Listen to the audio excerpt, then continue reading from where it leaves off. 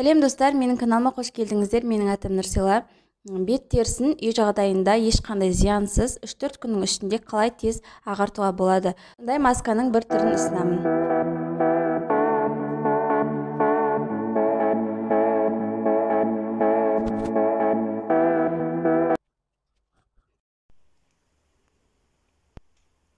Ең бірінші күрішті қайнатып аламын.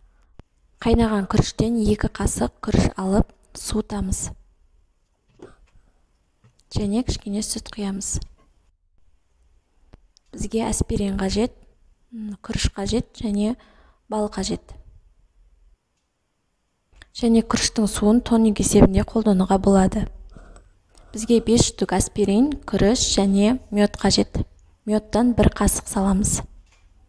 Ең бірінші бетімізді жақсылап тазартып аламыз.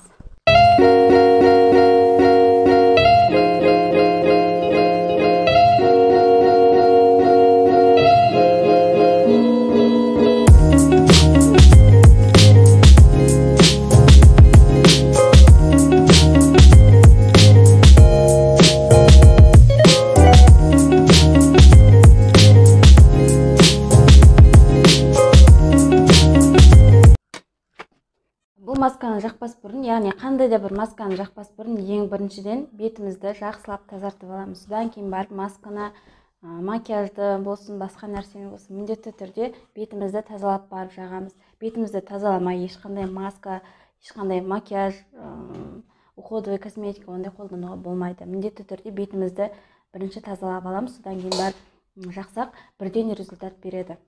Бұл масканы 3 күн, 4 күннен кейін уже результат бере бастайды. Толық бетіңіз ағарғанға дейін жақсаңыз, яғни бұл масканы 10 күн қолданып, 3 күн демалып, 1 ай бойы жасау керек солай.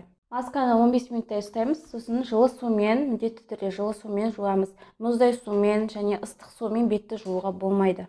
10 минут өтті, жуып келдік. Енді бетімізге увлажняющий крем жағып қоюға да болады және күріштің суын жағуға да болады. Жаңа қайнатқан көжеміздің, яғни қазақша көже болады, соның суын қолдансақ та болады. Ол да бетке жақсы үлкен пайдасын береді. Егер видео ұнаса, пайдалы болатын болса, міндетті түрде каналға тіркеліп лайк басып кетіңіз.